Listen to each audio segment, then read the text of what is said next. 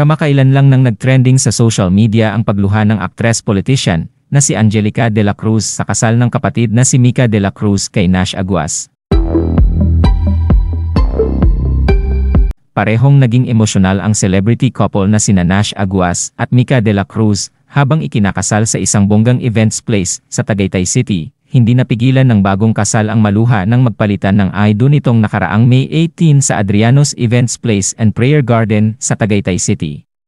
Pero syempre, kung may isang tao na talagang super happy sa pagpapakasal ng mga dating Goin Bulilit stars, yan ay walang iba kundi ang nakatatandang kapatid ni Mika na si Angelica de la Cruz. Sa bidyong naibahagi, kitang-kita ang pag-iyak at pagpapahid ni Angelica ng kanyang luha habang naglalakad patungong altar ang kanyang kapatid. Sa nasabi ring video mapapanood ang maluhaluhang groom nang sa wakas ay makita na niya ang pinakahihintay na bride. Nang bumungad na sa harapan niya ang mapapangasawa at ang lahat ng kanilang bisita, ay napaiyak na rin si Mika. Sa kanyang Instagram page, nagpost si Angelica ng isang wedding photo ni Nash at Mika na may caption na, "I love you both." Sa lahat ng kanyang panayam, palaging ipinagmamalaki ni Mika ang closeness nila ng kanyang ate at napifeel din niya kung gaano siya kamahal nito. "Ramdam na ramdam ko. 18 years ang agwat namin so, parang pwede na niya akong maging anak." Sabi ni Mika about her sister. Hindi rin daw naging overprotective sa kanya si Angelica, lalo na pagdating sa love life, at parang anak na nga raw ang turing nito sa kanya, kaya ganun na lamang ito kasaya na maikasal na si Mika kay Nash na naiyak ito sa kaligayahan. Ayon nga kay Angelica nang mapanood muli ang video ng kasal ng kapatid, "Naiyak na naman ako. So happy para sa inyong dalawa Nash and Marico." Samantala, kasabay ng pagpapakasal ni Mika de la Cruz at Nash Aguas ay ang pagkalat ng tsismis na buntis na raw ang dating child actress. May mga netizens ang nagkomento na baka raw totoong pregnant na si Mika kaya nagdesisyon na sila ng kanyang long-time boyfriend na magpakasal na. Maraming nagulat na fans sa pagpapakasal ng dalawa dahil wala man lang silang inilabas na announcement at hindi rin aware ang publiko na engaged na sila. At dito nga nagsimulang kumalat ang espekulasyon ng mga netizens na baka nga nagdadalang tao si Mika sa first baby nila ni Nash. May isang Facebook page pa nga ang nagkumpirmang buntis na raw si Mika at double blessing ang ipinagdiwang ni Mika at Nash. Ang kanilang kasal at ang pagkakaroon ng anak. Nagpost pa ang naturang FB page ng litrato ni Mika at Nash na kuha sa reception ng kanilang wedding. Dito makikita na hinahawakan pa ng bride ang kanyang tiyan na akala mo'y buntis. Ang nakalagay na caption sa post ay, "And we are having a baby, double blessings para kina Nash Aguas and Mika de la Cruz." Nakaka-excite ang bagong milestone na ito.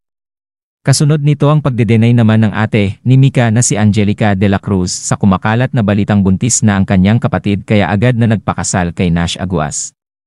Sa pamamagitan din ng Facebook nilinaw ni Angelica ang chismis, nirepost ni Angelica ang FB page na nagpapakalat ng fake news.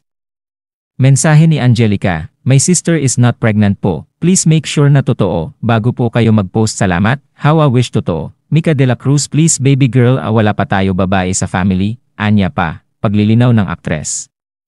Of course. Magpo-photo and video lang ako habang... Sure po. Sparkling.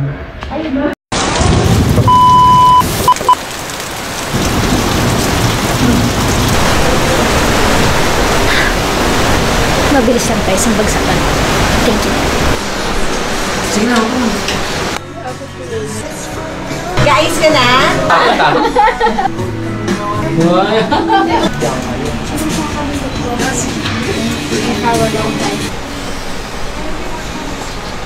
And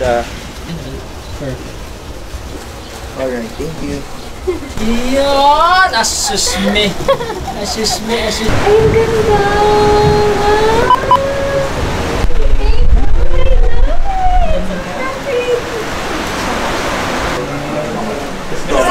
Fix natin yung color.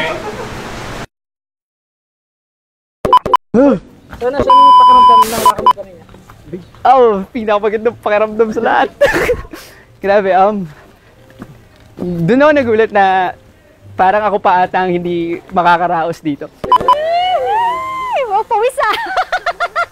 Bakit pawis? Hello. Hi, love. Okay ka lang? Hindi. pa ako nakabahan. Huwag ka kabahan. Relax ka lang. So yun ang pagdarasal natin, makaraos ako. Nakayanin ko. And yun. Thank you. Grabe, ito ba ilalagay natin doon sa breathless? Oh, pangit! Hindi yung kumakanta. Come on. Ito yung breathless.